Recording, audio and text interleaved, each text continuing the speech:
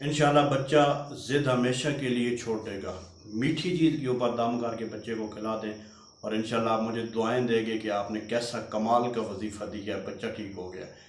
بسم اللہ الرحمن الرحیم۔ السلام علیکم ورحمۃ اللہ وبرکاتہ۔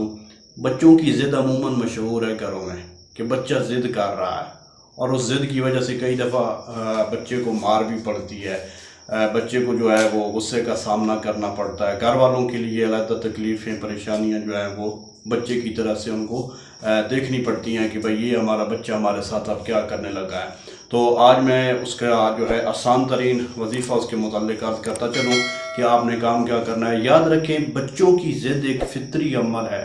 آپ سب سے پہلے یہ جاننے کی کوشش کریں بچہ ضد کیوں کر رہا ہے۔ تو بچے کا ضد کرنا ایک قدرتی عمل ہے، یہ اس میں جو ہے وہ پائی جاتا ہے، اللہ تعالیٰ کی طرف سے یہ ایک ہے کہ لازمی طور پر بچے نے کسی نہ کسی معاملے میں ضد کرنی ہے۔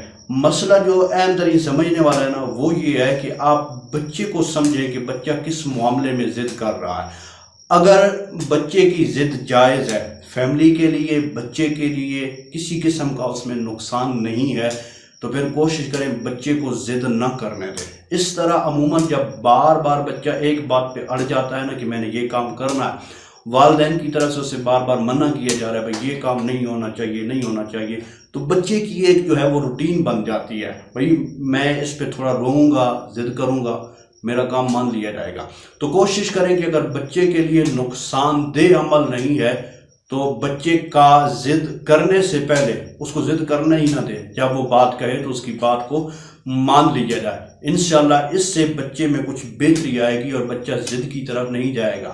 اگر بار بار یہی عمل ہوتا رہا بھئی نہیں یہ نہیں کرنا ہے، اب نے کیا تو ایسا ہو جائے گا، میں آپ کو ماروں گا، آپ اسے غصہ کریں گے، آپ اسے ڈانٹیں گے، تو بچے کی طبیعت میں وہ جو ہے وہ ایک ڈھیٹ پن جسے آپ کہتے ہیں بھئی ٹھیک ہے جو یہ کہتے ہیں کہتے رہے، میں نے تو یہ کر کے دکھانا ہے، تو یہ جو ہے بچے کا مزاج بن جایا کرتا ہے۔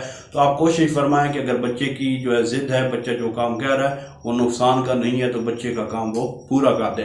مزید بعض بچے ایسے ہوتے ہیں کہ جن کی طبیعت ہی ایسی ہے، انہوں نے ہر کام پہ ضد کرنی ہے، خواہ وہ ان کے فائدے کا ہے، خواہ وہ نقصان کا ہے۔ گھر میں اور بچے ہیں، ان بچوں کے لیے نقصان کا باعث بنے گا، فیملی کے لیے نقصان کا بچے نے ضد لگائی ہوئی ہے بھئی میں نے یہ کام کرنا ہی ہے، تو اس کے لیے آسان سا عمل ہے۔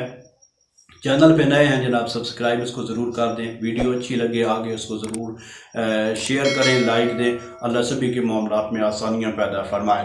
ایسا کریں کہ گڑ لے لیں، گڑ یعنی کہ چھوٹا سا ایک پیس لے لیں، اس گڑ کے اوپر جو ہے سورہ ناس شریف، قل اعوذ برب الناس مالک الناس الہ الناس من شر الوسواس الخناس الذی یوسوس فی صدور الناس من الجنۃ والناس، یہ سورہ مبارکہ 11 دفعہ اس گڑ کے پیس کے اوپر آپ دم کر لیں۔ اول آخر درود ابراہیمی شریف 3 مرتبہ پڑھ لیں، یعنی سورہ ناس سے پہلے بھی درود ابراہیمی شریف اور سورہ ناس کے بعد بھی درود ابراہیمی شریف، گڑ کے اوپر دم کر لیں۔ اب یہ گڑ آپ نے بچے کو تقریباً 11 دن یا 21 دن رات کو سوتے وقت تھوڑا سا اس سے جو ہے اتار لیں، تھوڑا سا اس سے لے لیں، اس پیس سے جو گڑ کا آپ نے دم کیا ہے، بچے کو کھلا دیں۔ کوشش کریں کہ رات کو سوتے وقت بچہ وہ لے لے۔ انشاءاللہ عزیز اللہ نے چاہا تو اس عمل کی برکت سے بچہ ضد ہمیشہ کے لیے چھوڑ دے گا، بچہ کبھی ضد نہیں کرے گا، کسی بھی معاملے میں بچہ آپ کو تنگ نہیں کرے گا کہ میں نے یہ کام لازمی کرنا ہے، میں نے یہ لازمی لینا ہے، یا میں نے لازمی ادھر جانا ہے، کچھ بھی کہہ لو، میں نے موبائل کے ساتھ لازمی کھیلنا ہے۔ انشاءاللہ عزیز اللہ نے چاہا تو اس معاملے میں آپ کے لیے آسانی ہوگی۔ دعا اللہ کی بارگاہ میں خالق کائنات سبھی کے لیے جملہ دنیا و آخرت کی جو پریشانیاں ہیں، مصیبتیں ہیں، اللہ تعالیٰ سبھی کو چھٹکارا عطا فرمائے، مالک سبھی کے معاملات میں آسانیاں پیدا فرمائے۔ آمین ثم آمین۔